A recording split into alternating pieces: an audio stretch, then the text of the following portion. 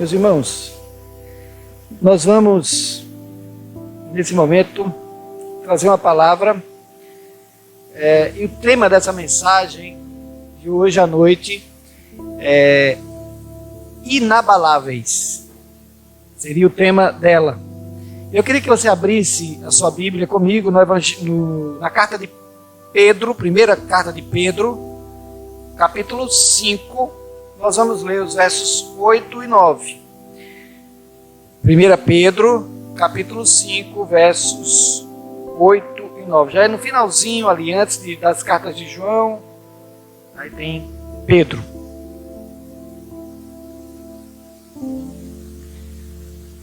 Como sempre, eu peço que você mantenha a sua Bíblia aberta. Nós vamos fazer a exposição desse texto, para que você possa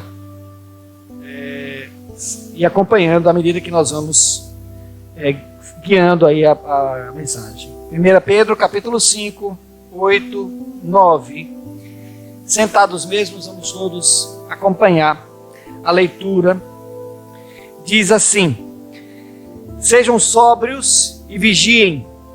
O diabo, o inimigo de vocês, anda ao redor como leão, rugindo e procurando a quem possa devorar. Resistam-lhe, permanecendo firmes na fé, sabendo que os irmãos que vocês têm em todo o mundo estão passando pelos mesmos sofrimentos. Amém? Não sei se a sua versão é igual à minha, mas hoje eu trouxe essa da NVI, que a meu ver é uma das melhores, que chega mais próximo ali do original, e também ela é muito fácil de compreender. É a Bíblia que eu mais uso, e das que eu li hoje, essa tradução foi a que me dá mais clareza no assunto que nós vamos tratar hoje à noite. Antes da gente iniciar, eu vou falar um pouco sobre a questão do inabalável. Ser inabalável é algo que, como a própria palavra já diz, é algo que não se abala. Isso é muito claro, muito tranquilo o entendimento. Porém, eu queria que você tivesse na sua mente a questão de um edifício. Nós vamos encerrar com essa visão de algo que foi construído de uma maneira firme, de uma maneira segura. E existem técnicas de construção que são preparadas para receber abalos ou suportar abalos. O Japão é líder nisso, até pela própria característica da região. Ali tem edifícios que são projetados para suportarem terremotos de até 6 graus na escala Richter, ou até mais que isso. Tem colunas para suportarem pancadas de maremoto, e isso, claro, dá aos seus moradores uma segurança a mais, uma tranquilidade a mais, mas não é garantia total. Então, dentro dessa questão de ser inabalável, que vocês possam ficar com isso na cabeça, e lá no final a gente vai fazer o fechamento com essa comparação que nós estamos fazendo agora, da questão de você, mesmo quando o chão está tremendo, você está tranquilo que a coisa toda não vai cair. Eu não sei se você já teve a experiência de estar em um estádio de futebol lotado, e você passar por baixo das arquibancadas. Eu já tive essa experiência, é um pouco assustador. Lá em cima também que a gente vê o negócio balançando, tremendo. Se você ficar prestando atenção no local. Mas se você estiver embaixo das arquibancadas, você vai se assustar. Porque além do barulho, você vê mesmo a estrutura mexendo. Mas tudo aquilo é calculado. Ela é, de fato, inabalável. Eu não sei se você também já teve a experiência de olhar para um prédio alto e você vê que ele está ali meio que balançando. Ou você vê uma estrutura que ela tem um espaço de quase 2 dedos entre elas, aqueles viadutos ali no Recife.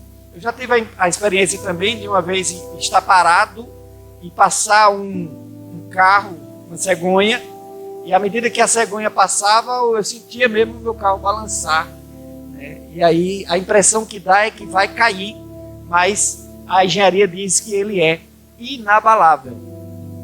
Então fique com essa figura, né, essa ilustração na sua cabeça, para que a gente possa então entender a questão de ser inabalável. Voltando para o texto, ou iniciando o texto, uma das ações mais contínuas de Satanás é exatamente a acusação. E eu vou começar falando desse texto. Seres sóbrios e vigilantes, o diabo, o vosso adversário, anda em derredor, como leão que ruge procurando alguém para devorar. Satanás, ele está continuamente acusando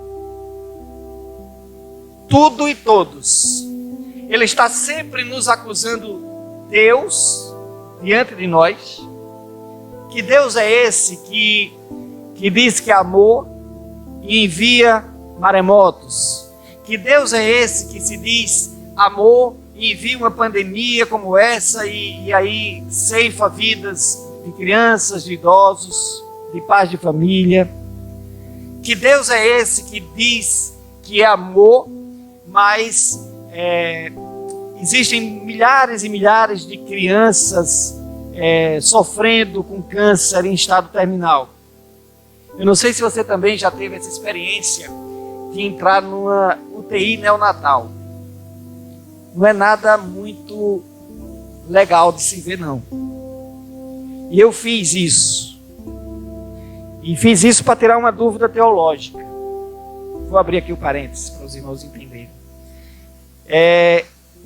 Existia uma discussão, lá vai eu falar, a respeito de salvação de crianças ou não, quando a criança morre na infância. E tinha essa discussão, é salva, não é salva, enfim. E aí eu estava com essa dúvida com relação a isso, teologicamente falando. E aí, num dia de tratamento da minha mãe, enquanto ela fazia o tratamento dela, eu esperei, e aí eu vi, a menina passou com uma criancinha na maca, e eu dei uma de doido, como diz a história, e segui. E fui parar na UTI. E fiquei lá, 30 minutos, olhando, assim, de fora, claro. E ali eu tive a certeza de que elas são salvas. Porque Deus é amor. E pelo menos aquelas que morrem ali. Mas isso é um parênteses só. Mas mesmo assim Satanás recusa. Que Deus é esse para a família enlutada que leva uma criancinha, permite tanto sofrimento? E Satanás é extremamente eficaz nisso. Outra acusação que ele sempre nos faz é que ele acusa o homem perante Deus. Aí é o contrário. Que qualidade de crente é esse que agora anda com a Bíblia dos braços, mas antes era um mau mulherengo? Quem é esse que antes roubava e agora dá uma de crente? Quem é essa que era adúltera e agora dá uma de crente? Quem é esse? Quem é aquela? E é isso que Satanás faz continuamente diante de Deus, né? Diante de nós. Quem é você? Será que você foi perdoado mesmo? Você, que qualidade de crente você é? E ele está sempre nos acusando. E essa acusação, ele fez isso com Jó, por exemplo. Jó capítulo 1, verso 9 e 10. Ele só te louva porque também o Senhor tem dado dinheiro, o Senhor dá muita saúde. Tira o dinheiro, tira a saúde, que ele vai blasfemar contra ti. E era essa a acusação de Jó. E ele também sempre está ali acusando os homens uns com os outros, colocando os homens uns contra os outros. E nessa, então, ele é gênio. Ele faz isso de uma forma magistral. Não é à toa que a gente vê tantas famílias separadas, tantos relacionamentos chegando ao fim, tantas igrejas divididas, tanta dúvida, tanta desconfiança, porque ele planta essas sementes ali. Um exemplo bíblico dentro de uma parábola é exatamente o que aquele plantador do mal faz com a ceifa. Ele joga o quê? Faz com a plantação. Ele joga sementes de joio no meio de trigo. E é isso que Satanás faz. Ele planta discórdia. Ele planta algo que está ali parecido com santidade, mas está ali para enganar. E é assim que ele faz o tempo inteiro.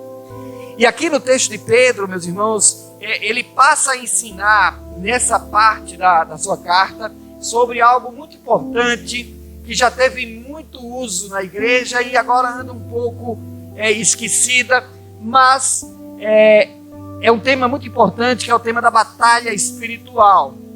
Ou seja, Pedro vai falar sobre o inimigo que está à nossa volta, nos espreitando como um predador faminto que está ali querendo tragar a sua presa. Eu não sei se você também já viu aqueles vídeos do National Geographic. É bom, todo mundo já viu. Quem nunca? E é muito legal. E eu gosto de ver essas cenas do predador. Não para ver aquela cena final, né? Que aquilo é meio chato. Mas eu gosto de ver o antes.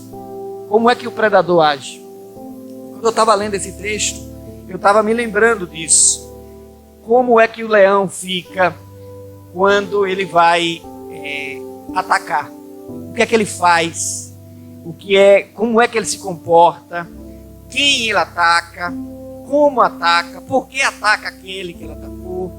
E quando Pedro faz essa comparação, ele tinha na mente exatamente o comportamento de leão. E ele faz isso porque o leão, para aqueles cristãos do primeiro século, era algo muito presente na sua realidade. É só lembrar dos crentes que eram entregues aos leões, aos montes. Então, talvez o leão fosse um tema que fosse muito debatido entre os crentes, nos sinais de culto.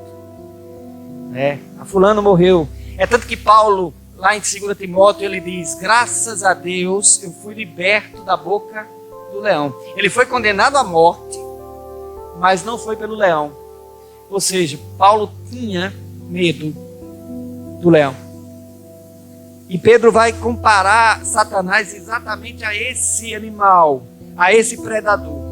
E aí eu queria fazer a pergunta para você: quem é esse adversário que Pedro fala?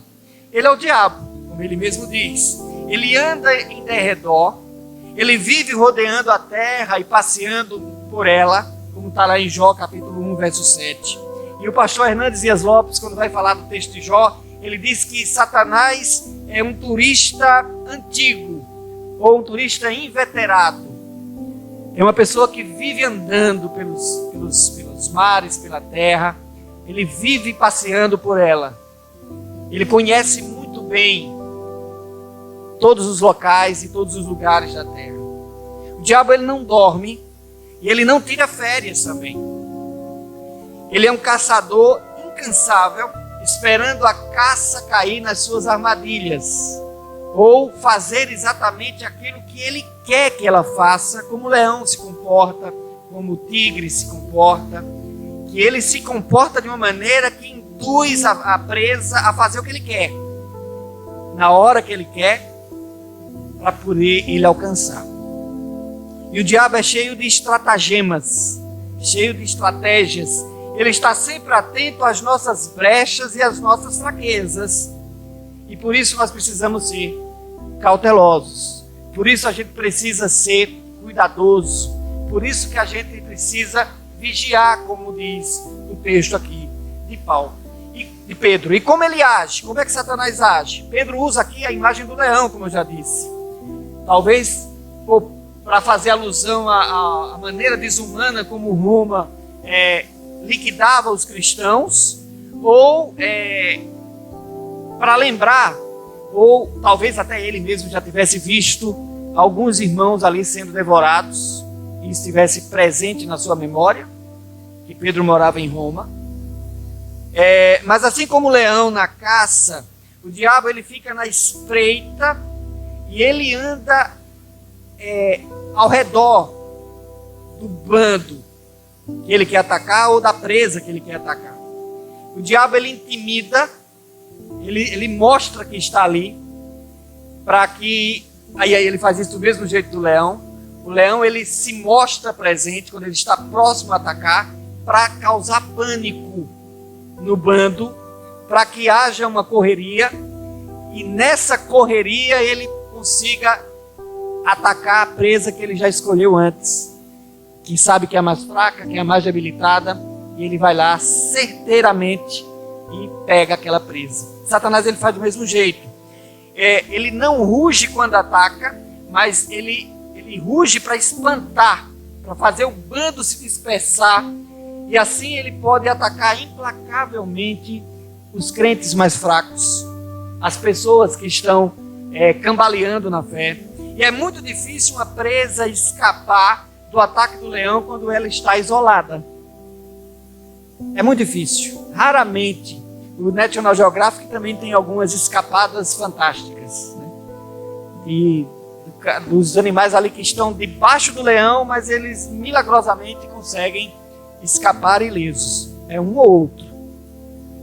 E o leão fica lá com a cara de: o que foi que houve? O que foi que aconteceu? Quando foi que eu errei? Porque é muito difícil o leão errar. E o diabo, como leão, ele devora, ele mata, ele é homicida, ele é assassino, e há muita gente destruída por ele. Dentro das igrejas, dentro das famílias, no local que você trabalha, no local que você estuda, na sua rua, em todos os locais. Há muita gente destruída por ele. E eu queria lhe dizer que o nosso inimigo ele não é um mito. O nosso inimigo é um inimigo real, verdadeiro. E aí você pode estar dizendo: meu Deus, e agora? Como é que eu posso vencer esse inimigo então? E a resposta que o texto dá que sede firmes e vigilantes e resistir-lhe firmes na fé. Começo do verso 8, finalzinho do verso 9. Então, como podemos então ser firmes e resistir? Como podemos ser inabaláveis? E aí agora entra a questão de ser inabalável. E é sobre isso que nós vamos começar a falar agora. A primeira coisa que o texto fala, ele vai falar sobre sobriedade ou sobre domínio próprio. E é aqui que Satanás ele mais investe. Ele quer nos tirar essa sobriedade. Ele quer nos fazer perder o bom siso. Ele quer nos fazer ficar atordoado. Lembra do leão? Ele está ali, ele já escolheu a vítima silenciosamente, ninguém viu nada, e de repente ele dá aquele rugido. E aí quando ele dá o rugido, fica todo o bando atordoado, todo mundo perde a noção, e aí corre cada um para um lado, sebo nas canelas, e aí ele vai crau na primeira vítima que ele escolheu. Ele vai certeiro nela. E é assim que o Satanás faz. A primeira coisa que ele quer fazer, ele quer deixar você atordoado. Ele deixa você sem noção do que está acontecendo, do que está fazendo, sem noção do que você está sentindo direito. Você não sabe se aquilo é bom, se é ruim, se é mais ou menos, se é certo, se é errado. Você fica sem noção. E geralmente ele faz isso utilizando drogas, por exemplo. A bebida. Quantas besteiras não são feitas você embriagado? Ou drogas, por exemplo. Principalmente o crack, a cocaína. A maconha também. E aí quantos filhos não planejados surgiram por conta de álcool? ou por conta de drogas? Quantos homicídios não poderiam deixar de ter ocorrido se não fosse por conta da droga e da bebida? Aí Elias, que não me deixa mentir, sabe que isso é verdade. No outro dia, neguinho chora arrependido, mas aí já é tarde demais, né? Já não tem mais o que fazer, já foi feito. E aí neguinho fica pagando aí pelo resto da vida. Mas não é só droga, álcool e maconha que ele usa.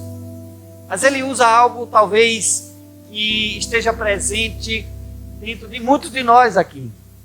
E ele usa algo como vaidade, ele usa algo como orgulho, ele usa algo como ganância, ele usa algo como ciúme.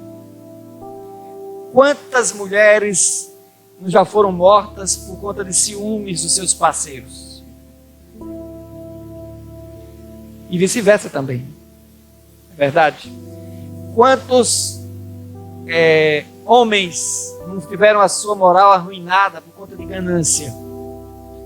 Ou quantos casamentos não vieram por água abaixo por conta da vaidade de um dos cônjuges? Tem gente que casa para ser feliz e não para fazer o outro feliz. E aí a pior maneira de casar é essa. Ah, você está casando por quê? Ah, eu estou casando para ser feliz. Acho que seria melhor se você estivesse casando para fazer o outro feliz. Que aí a garantia era maior. E essa vaidade, muitas vezes, ela faz com que a gente perca o siso, o bom senso. E aí a gente não pode ficar pensando só na bebida, na maconha, nessas drogas aí. Mas muitas vezes nós nos deixamos ou perdemos essa sobriedade por conta de orgulho, de vaidade. Quantas divisões de igreja, por exemplo, não aconteceram por conta de vaidade, de orgulho próprio. E é isso que Satanás implanta, e aí você começa a agir com aquele sentimento e você perde o siso, você perde a noção, como se você estivesse embriagado ou drogado mesmo. E aí você toma atitudes erradas, e aí daqui a pouco a besteira já foi feita, não há mais o que fazer. E Satanás, ele, como diz os pentecostais, ele ciranda. E é assim que ele usa, e é assim que ele faz. Todas essas coisas podem fazer o homem perder o equilíbrio, e isso faz a pessoa se tornar uma presa muito fácil e muito frágil na batalha espiritual. A pessoa fica ali volátil demais, suscetível a ser atacada pelo Satanás e pelo inimigo e ser derrotada, como aquele servozinho frágil, doente, que o leão simplesmente vai lá e abocanha e ali faz a sua refeição. E geralmente as pessoas assim, elas se colocam em dois extremos. Quando elas estão com a sua sobriedade afetada ou com o seu bom senso corrompido, elas tomam dois extremos. A primeira delas, o primeiro deles, é subestimar o diabo. Ah, eu sou crente, eu sou lavado e remido pelo sangue de Jesus, eu sou um eleito. E há quem diga isso. E aí não, Satanás não vai me atacar não. Eu nasci para ser cabeça e não cauda. E aí ele simplesmente desafia ou subestima o poder do inimigo. E o que é que acontece? As pessoas dizem, o diabo não é tão feio como pintam. Não é tão horrível assim não. Não adianta ter medo dele não. E parecem menosprezar. E quando a gente vai para a Bíblia, a gente vê que há um respeito com o inimigo. E com o inimigo das nossas almas também. A Bíblia diz, Judas, versículo 5, vai dizer o quê?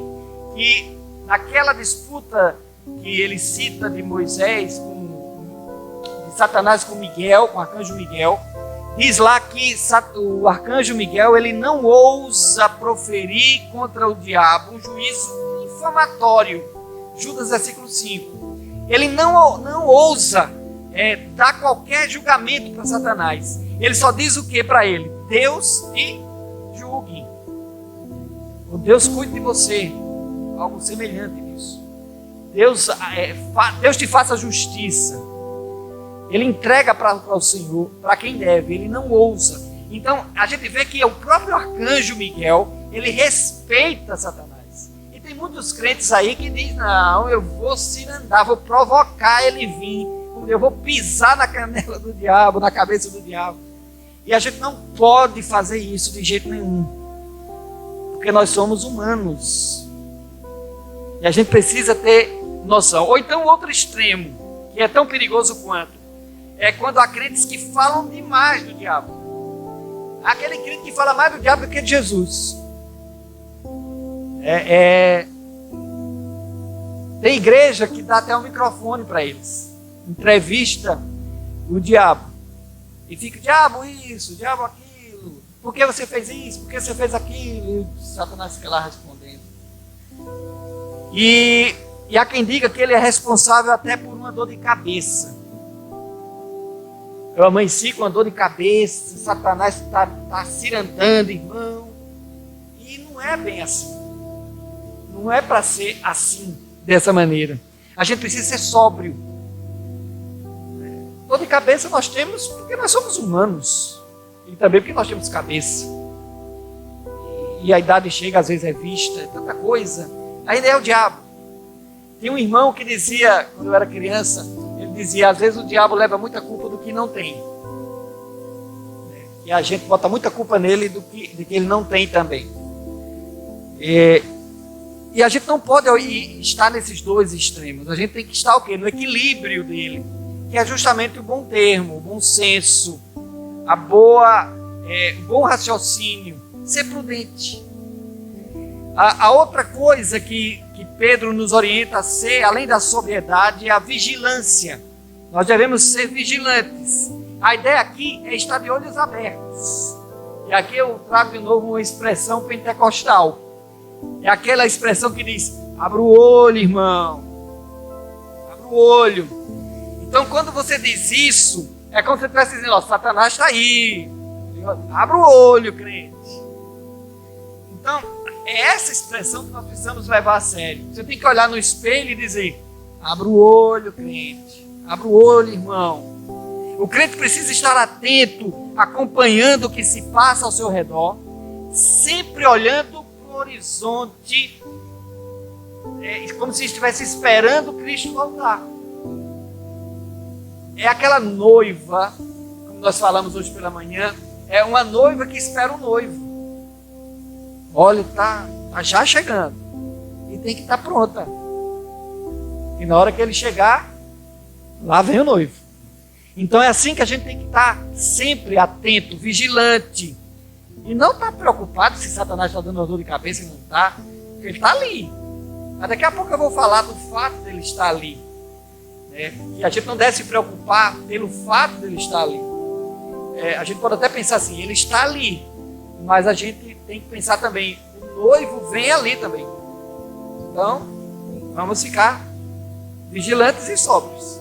E o diabo, ele sempre anda pela terra bisbilhotando a vida das pessoas. Ao encontrar uma brecha, ele não hesita, ele ataca ferozmente. E o diabo, ele é a antiga serpente, ele é astuto, ágil e sutil. É mais uma comparação que a Bíblia dá com ele. É muito difícil você, num ambiente natural, você perceber a aproximação da cobra. A não ser que seja uma cascavel. Aí quando ela está pronta para atacar, ela começa a balançar aquele chocalho, mas ali já é tarde, é música. Já é trilha sonora para o ataque dela. Ali já foi. Não tem mais jeito. E é assim que a Bíblia compara Satanás. Astuto, rápido e sutil. A sua estratégia é a camuflagem. É muito difícil você ver ou perceber uma cobra no ambiente natural. É difícil. Às vezes você está do lado, cara, olha a cobra, e você não vê. Por conta da semelhança, da camuflagem que ela faz. E Satanás, ele imita tudo que Deus faz. Quer um exemplo? Vamos lá. O joio. Parece com o quê? com trigo. E Satanás joga o joio no meio do trigo. O falso profeta se assemelha ao verdadeiro, mas é falso. Quer ver outro? O falso evangelho, Gálatas 6. Aliás, 1:6. Me admira muito que vocês estão passando rapidamente para um outro evangelho. Parece, mas não é. Precisamos estar em prontidão, sóbrios, vigilantes, para não sermos iludidos. O anticristo que nós estávamos falando hoje pela manhã, ele vai vir primeiramente nos 3 anos e meio da grande tribulação como alguém que é religioso, aparentemente religioso, mas nos 3 últimos anos e meio ele vai dizer que ele próprio é Deus. E Satanás é assim, ele sempre quis ser Deus, ele sempre quis ser o que não é. E geralmente quando alguém quer ser o que não é, é problema. É problema. E isso acontece muito. E é uma das estratégias do Satanás, ele imitar aquilo que é de Deus. Aquilo que parece ser santo, mas não é santo. Aquilo que parece ser sagrado, mas não é sagrado. E é isso que Satanás faz o tempo inteiro. O outro ponto que Pedro nos exorta para termos além da sobriedade, além da vigilância, nós precisamos ter fé. E o crente precisa resistir ao diabo com firmeza na fé. Paulo agora vai nos ensinar que a fé é um poderoso escudo contra os dardos inflamados do maligno. Efésios 6,16. Nós não podemos acreditar nas mentiras de Satanás e nem dar crédito a falsas promessas. O diabo é como político desonesto, já que estamos no tempo de política. O camarada promete mundos e fundos, mas não cumpre nada após conseguir o seu objetivo, após ser eleito.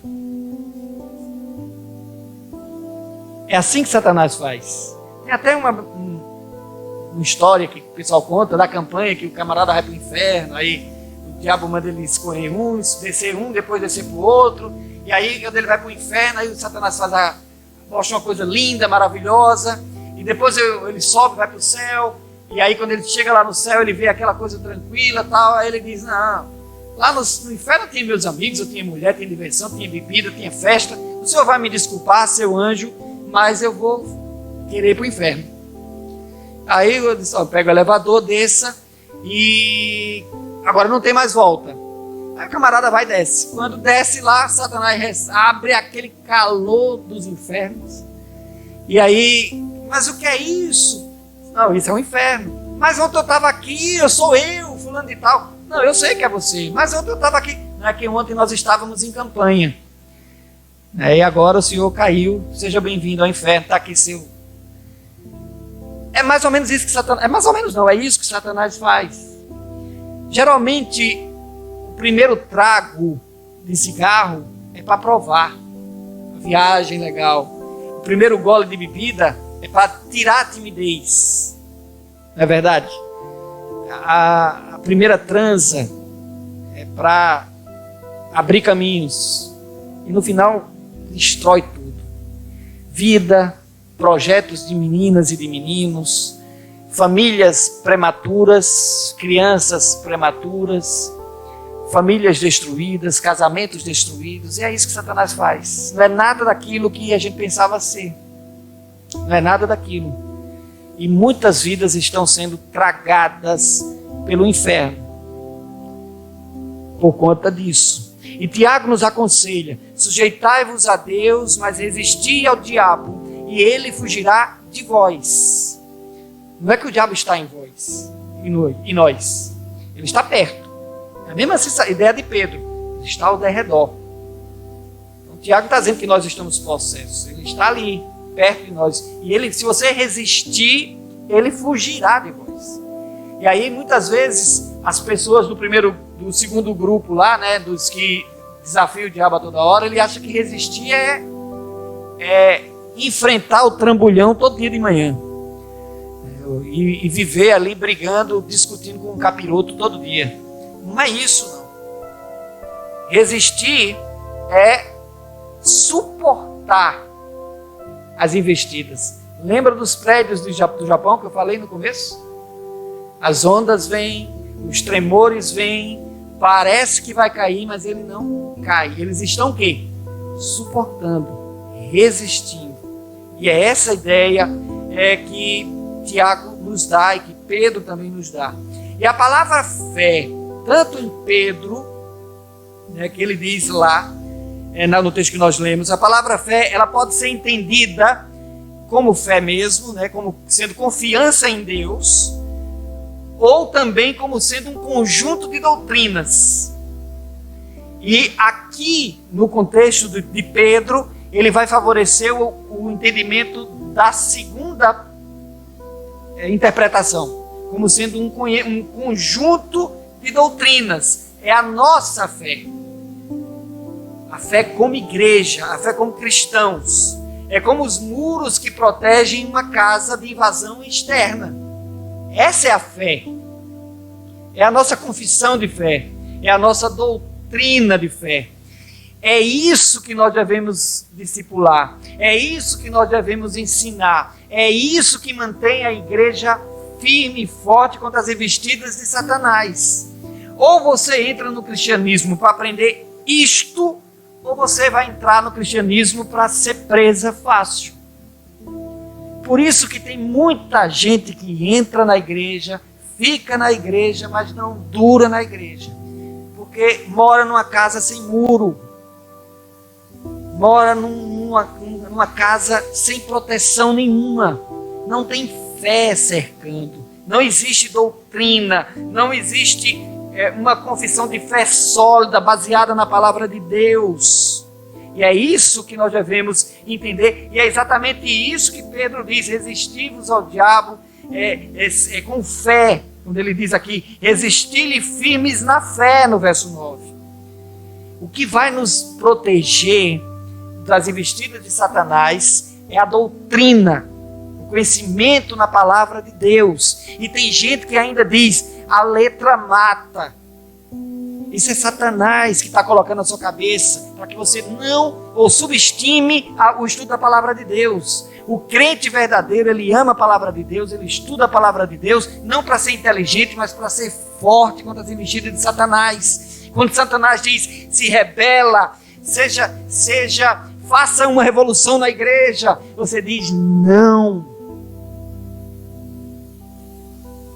Porque você está firme, protegido na doutrina, não escravo dela, mas protegido por ela. Lembra dos prédios lá do Japão? A engenharia, o conhecimento, o material que é colocado é que dá sustentação. O prédio balança, mas ele não vem para o chão. E como é que você quer resistir às investidas de Satanás se você não traz conhecimento para a sua vida, se você não traz doutrina para a sua vida, se você não estuda a palavra, se você não vem para o culto de doutrina, se você não gosta de EBD, se você não lê a Bíblia, se você não tem devocional, se você não gosta de ouvir mensagem, como você quer resistir ao diabo? Cantando louvores com sabor de mel, né, Beval? Ainda por cima. A gente precisa ser sóbrio. Sóbrio. É só isso que Pedro pede. É aquele culto racional, com inteligência, de corpo, alma e entendimento também.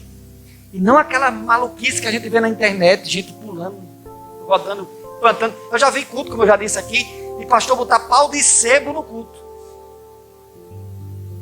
E ficar desafiando quem subia. Mas é verdade, está na internet, é só ver. E a gente vê muita coisa disso. O apóstolo falso é falso por conta da doutrina falsa. Por isso que ele é falso. Porque o apóstolo falso, ele não vai pregar um evangelho verdadeiro, não. Porque senão ele seria um apóstolo verdadeiro. Um profeta verdadeiro. Um profeta falso é falso por conta das doutrinas falsas que ele prega. O evangelho falso é falso porque ele prega um outro evangelho. O joio é joio porque ele não é trigo. Ele parece com trigo, nasce com trigo, cresce com trigo, mas não é trigo. Qual é o destino final dele? Fogo. Palha. Tem um lance também na internet aí, muito legal, que a pessoa pega o trigo, um galho do trigo, e aí ele esfacela na mão. Não sei se vocês já viram. Ele esfacela na mão do trigo, e aí, quando ele termina de esfacelar todinho, ele sopra, e aí fica a semente do trigo. E aí ele pega o mesmo galho do joio, idêntico. Ele esfacela na mão, esfacela, quando sopra, não tem nada, palha.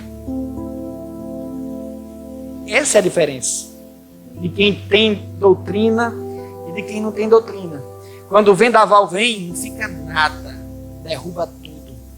Agora, quem tem doutrina, fica, não derruba. E é isso que Pedro está dizendo: resistir-lhes firmes na fé. É isso que ele fala o tempo todo. E tudo isso, meus irmãos, nos fará o quê? Inabaláveis. Resistir ao diabo não é afrontá-lo, desafiá-lo, não é isso não. Lembremos o que o texto diz, que ele anda ao quê? Ao derredor. Martinho Lutero, quando vai falar disso, ele diz o quê? Que o diabo é o cão de Deus. É essa interpretação que Lutero dá. E Lutero sendo Lutero, né? O diabo é o cão de Deus. O que é que ele está querendo dizer? Ele está amarrado com a corda, mas a corda tem limite. Ele só vai até onde Deus permite que ele vá. E muitas vezes ele chega muito próximo, mas ele não ataca, porque a corda só vai até ali. Agora experimenta dar um passinho a mais para frente, para ver o que é que acontece. Ele vai devorar você. Então tem crente que fica brincando ali. Aí eu acho que a corda desse cão só vem até aqui. Aí é só um gole, é só para provar, é só uma vez. Afinal de contas eu sou jovem, eu preciso provar, né? Deixa eu ir ali na night, na balada, ver só uma vez. Uma vezinha só. Aí vai e fica. Por conta que deu um passo a mais. O leão que estava ali amarradinho, tragou. Se aproximou demais dele. E a doutrina firme, a fé firme, o bom senso firme, você tendo a sua mente perfeitamente racionalizando dentro da palavra de Deus, você vai dizer o quê? Não, fazer como o Tiago diz, resistir ao diabo. Você não vai, você vai negar o convite, você não vai aceitar um namoro com determinados rapazes, porque é bonito, porque é malhadão, porque todas as meninas, se eu namorar com ele, vai ser legal, que todo mundo vai dizer, poxa, que legal, vai ficar bacana. Ou então o contrário, né, você vai namorar com uma menina bonita, porque você vai ficar o cara, os amigos todos vão ficar, meu irmão, viu a namorada de fulano? Que gata. Mas aquilo ali pode ser o quê? Presa de Satanás, isca de Satanás para a sua vida. Você está dando um passo a mais, você está ficando muito próximo. Se você tem firmeza na doutrina, você vai dizer não. Talvez até com um coraçãozinho de adolescente, de jovem, dolorido, que eu já fui jovem, e sei que dói, triste, morrendo de vontade, mas diz não. Talvez a comparação de Daniel e seus amigos, né? Tem lá os manjares do rei. Aí Daniel olha para aquilo e faz, não, vou querer verdura. Verdura, Daniel? Verdura. E no final de 10 dias, quem é que estava mais bonito?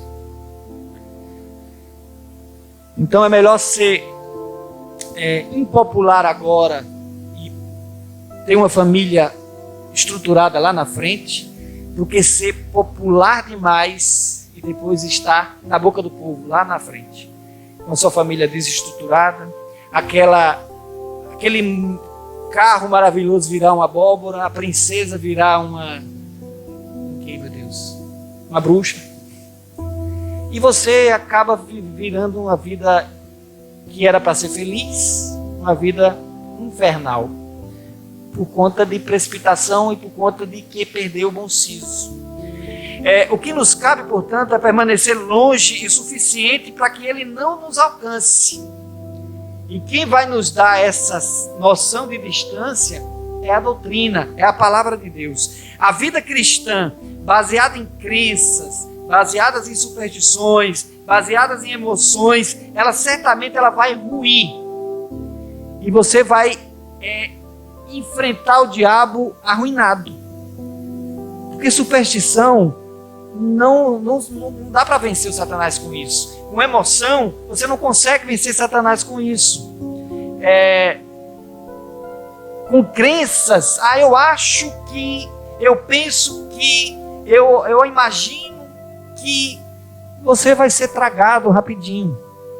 Porque Satanás, ele conhece a Bíblia mais do que você. E ele conhece a ponto de ousar tentar Cristo com a própria Bíblia. Ele cita a Bíblia quando ele tenta Cristo, mas ele cita de maneira errada, de maneira errônea. Então não adianta você querer, com achismo, com emoção, tentar enfrentar Satanás, se nem de Bíblia você conhece. Ele vai olhar para ti e vai dizer: meu Deus, o que é que eu vou fazer com essa criatura, hein? Não dá nem para nada. O crente não consegue nem ler a Bíblia, não consegue ouvir uma mensagem até o fim, e aí acha que pode estar pronto para enfrentar Satanás. Não dá para isso. A nossa fé precisa estar firmada em Cristo, a rocha inabalável. Nunca, em nossa tradição familiar, ela nunca tem que estar firmada na fé da mãe. Eu botei aqui: a fé da mãe não salva os filhos. Porque se pudesse, salvava, não salvava? Mas não salva. A fé da mãe só salva ela. E glória a Deus por isso. Então não adianta se firmar: eu sou filho de fulano de tal ou fulano de tal. Não é salvo. Filho de crente não é crente. Filho de crente é filho de crente. Filho de pastor não é pastor. É filho de crente. Também não é salvo. O tempo inteiro a gente tem que pensar nisso. Porque senão a gente cria uns monstrinhos que quando chega na adolescência tem 7 cabeças e se acha crente. E aí a gente precisa trazer a verdade do Evangelho. Se não houver arrependimento de pecados, não há salvação. Não basta ter fé apenas, porque fé até o diabo tem. Tiago 2 vai dizer que o diabo crê que existe um Deus e estremece. Ele só não crê no poder de Deus. Ele só não crê no Deus que para salvação. Mas ele sabe quem é Deus. Ele sabe que existe um Deus. Quando Jesus se aproxima daquele endemoniado, o que é que os demônios dizem quando vem Cristo? Jesus, filho de Davi, o que temos nós contigo antes do tempo? Ele sabe que existe um tempo preparado para eles e que Jesus estava querendo afrontá-lo antes. E aí Jesus, ele pede lá: não nos lance no abismo. E aí esse abismo aqui, Ebeval, a tradução é inferno, não aquela que a gente leu aqui. Aquela é para ser sepultura, Salmo 139:8. Por isso que eu fui ler atrás do Breno ali na tradução. Já quando os demônios dizem: não nos lance no abismo, esse abismo aqui é de fato inferno. Porque eles sabem que é para lá que vão. E eles não querem ir. E a gente tem a ideia de que o diabo manda no inferno, né? Ele não quer nem ir para lá. O inferno é tão ruim que nem Satanás quer ir. Mas ele sabe que é para lá que ele vai. Entendeu? Então, não adianta ter fé. Tem que ter fé firme em Cristo. E o que é que nos dá essa firmeza? É o alicerce. É o conhecimento. O que é que faz os prédios lá do Japão serem firmes? São as colunas apenas? É o conhecimento para fazer a coluna. É a doutrina dos engenheiros. Levar a sério aquilo ali. Acreditar firmemente no seu conhecimento. Implantar o seu conhecimento. Aí quando vem as ondas e os tremores, eles suportam. E você quer suportar Satanás sem gostar de doutrina. Você quer suportar Satanás sem gostar de ouvir mensagem. Você quer suportar e até comandar a igreja às vezes sem gostar de ler a Bíblia. Não dá. Vai ruir. Vai cair. É palha.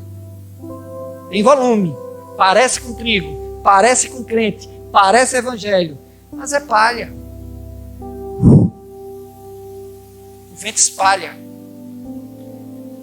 Se houver doutrina, firmeza, vem vendaval, racha, balança, mas não vem ao chão.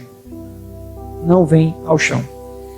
Assim, quando tudo estiver tremendo, Jesus, a rocha inabalável, ele porá os seus pés sobre ele mesmo, que é a rocha. Salmo 40, verso 2. Ele é a rocha inabalável. Portanto, a conclusão, meus irmãos, é que para sermos inabaláveis, nós precisamos saber o quê? Quem Deus é. Quem é Deus? E a gente precisa entender que Ele é o Deus de toda graça, como diz aqui no verso 10. Ele é o Deus de toda graça. Ora, o Deus de toda graça, que em Cristo vos chamou à sua eterna glória, depois de ter sofrido por um pouco, Ele mesmo vos há de aperfeiçoar, firmar, fortificar e fundamentar. Então, precisamos saber que Deus é o Deus da graça e precisamos saber que o que Deus faz. E o que é que Ele faz? Ele mesmo em Cristo nos aperfeiçoará, Ele nos firmará, Ele nos fundamentará, como está no verso 10 aqui que nós lemos. O predador ataca o bando, mas apenas as presas mais fracas é que serão devoradas. E a mesma analogia cabe aqui, meus irmãos. Satanás ataca a igreja, mas apenas os crentes fracos e vacilantes serão aprisionados por eles. Encerro trazendo à memória as palavras de Paulo aos Coríntios. E o que é que ele diz em 1 Coríntios 10, verso 12? Aquele, pois, que pensar estar em pé, olhe para que não caia. A nossa confiança deve estar no Senhor e nunca em nós mesmos. A nossa confiança deve estar no Senhor e não na tradição. A nossa confiança deve estar no Senhor e não na denominação. Não no pastor, não no diácono, não em ninguém, mas em Cristo, unicamente em Cristo. Só assim nós seremos inabaláveis e estaremos seguros longe o suficiente para não sermos o quê? Atacados ou, em caso de ataque surpresa, mesmo estando longe, às vezes Satanás ele vai lá e nos ataca, nós teremos os pés ágeis e velozes para fugir das tentações que nos sobrevêm. Deus, pois, nos abençoe e nos faça entender que nós precisamos dessa firmeza, nós precisamos estar coerentemente sendo crentes e crendo nessa palavra, obedecendo a essa palavra, para que nós possamos estar resistindo ao diabo e ele certamente fugirá de nós. E aí sim, nós estaremos sendo fortes. Ele vem, ele ataca, mas não derruba. Que isso possa ser uma verdade na tua vida, que isso possa ser uma verdade na tua família, que isso possa ser uma verdade na tua casa. Em nome de Jesus. Amém. Graças a Deus.